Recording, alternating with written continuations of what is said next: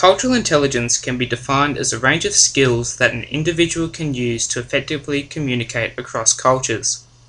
According to P.C. Early and E. Mozakowski, someone with high cultural intelligence discerns the defining features of a person or group's behavior, meaning that by utilizing cultural intelligence, an individual can learn to accept, understand, and cooperate with individuals from different cultural backgrounds.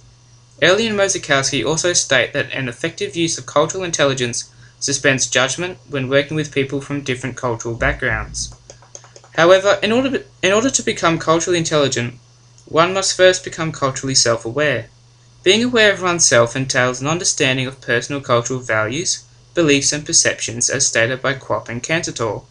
By being culturally self-aware, it allows an individual to understand how and why they hold the cultural beliefs that they do. This in turn is necessary when trying to understand different cultures, as it allows one to appreciate that people are dependent on their cultural background, see, interpret, and evaluate things in a different way, as stated by Quopp and Cantator. By means of applying cultural self-awareness to inform cultural intelligence, it becomes clear that Quopp and Cantator make sense when they state, misunderstandings arise when personal meanings are used to understand another's sense of reality. In order to manage cultural awareness and develop cultural intelligence, Quopp and Cantator recommend taking a series of steps in order to achieve this. These include admitting that you don't know, suspension of judgment, empathize, systematically check assumptions, become comfortable with ambiguity, and celebrate diversity. A personal example of cultural intelligence is when I worked for a local charter fishing company. On one trip, a gentleman from Japan was on board who caught a fish and asked if it could be cooked on board. The skipper informed the gentleman that this could be arranged. However, the Japanese gentleman rejected that his catch be cooked by the crew and that only he himself could prepare his meal. When asked why, the gentleman informed the crew that he would only eat fish prepared in line with Japanese cuisine.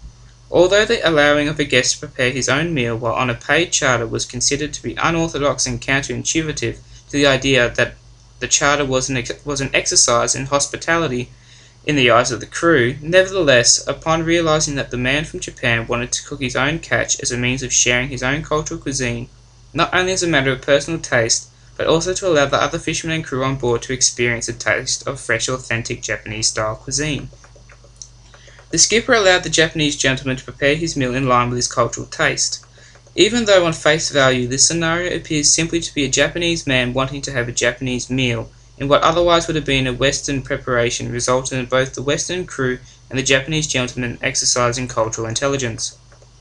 By what earlier Mozakowski would describe as suspending judgment, an experience of cultural self-awareness by both parties allowed a cross-cultural bridge to be created that informed an understanding on both sides that albeit this being an unusual occurrence on board a Western-orientated fishing charter, it would be culturally intelligent to allow the gentleman to prepare his fish using Japanese culinary techniques, in order to avoid a conflict as well as an unsatisfactory fishing experience for the foreign guest.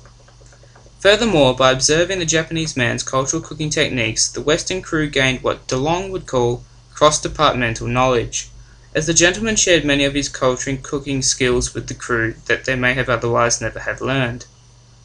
Matsumoto loosely describes culture as a result of environmental adaptation by a group of people to overcome survival challenges, and therefore when there are differences in people's environment, so too will there be cultural difference.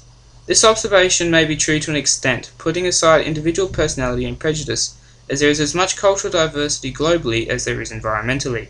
In the past, this cultural diversity has more often than not led to conflict or social unrest amongst different cultural groups, as it will most likely continue to do so in the future.